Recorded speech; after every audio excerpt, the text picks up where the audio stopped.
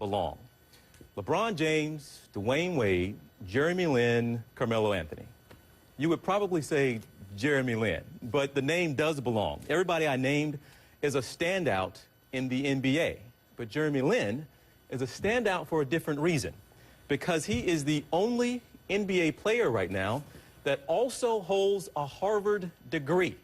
He is the first Harvard grad to play in the league in almost 60 years, also the first Asian American in about 60 years. You're seeing him right there because last week he just picked up his diploma.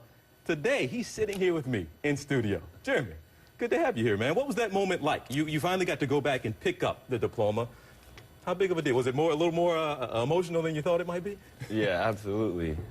Just to be able to see it, 4 years of hard work in class, and just to be able to have my diploma. I mean, not a lot of people can say that they graduated from Harvard, and so for me, I'm the first in my family, so it was a big deal for me. Okay, now it's a degree in economics, so I have that right? Yeah. Okay, now the NBA is known notoriously for the trash talking that takes place.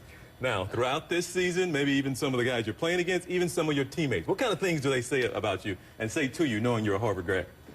Well, I just have to make sure I get everything right, and if I don't, I hear about it. So everyone makes fun of me about going there. Now, how is the season going for you so far? Again, you're not a breakout star necessarily just yet. You're just getting going.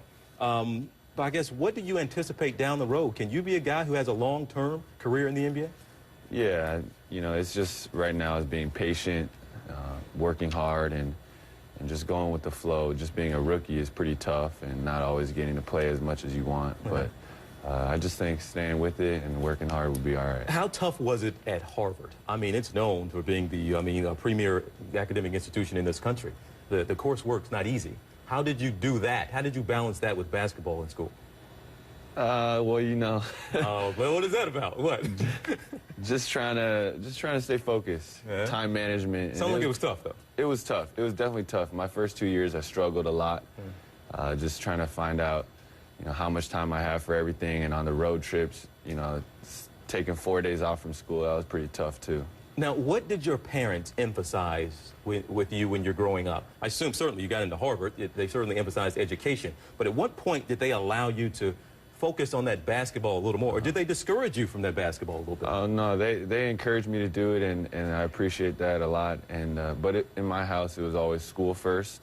Take care of your schoolwork, finish your homework, and then you play as much basketball as you want. So that's kind of the philosophy that I tried to adopt in college as well. Now, there are some numbers out that say fewer than, Sports Illustrated put this out, 20%, I think the Players Union put this out, 20% hold their college degree in the NBA.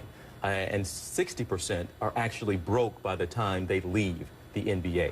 Now, I'm not sure if you're familiar with those numbers, but what does that say to you about the kind of example you can set, not just for young people, but also maybe for some of your fellow NBA players about what they should be aspiring to?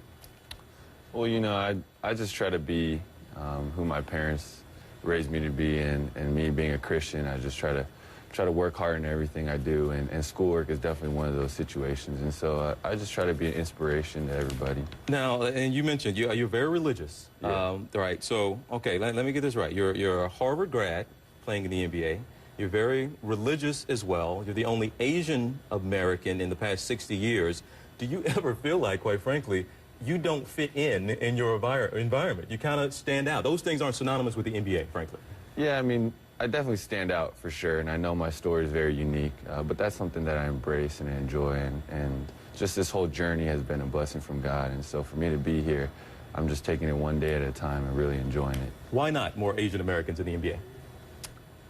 I'm not sure. I think that there's multiple reasons for that, but I think there's going to be a lot more coming up in the next few years, and I just think basketball is growing within the Asian American community for sure. 10 years from now, last thing to you. 10 years from now, what's going to look better on your resume? Former NBA player, Harvard degree in economics.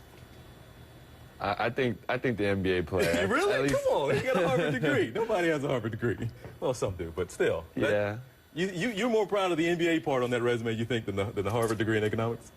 That's tough to say. Yeah. That's putting me in a tough spot. I think I'm pretty proud of both. Well, really, congratulations. I've been wanting to speak to you for a long time. It's a heck of an accomplishment, and it shows to really young people out there you can have an Ivy League education. You can make it to the NBA. So a great example you are setting. Thanks so much, and good luck to you the rest of the season, all right? Thank you. All right, Kieran. But only if you're a smart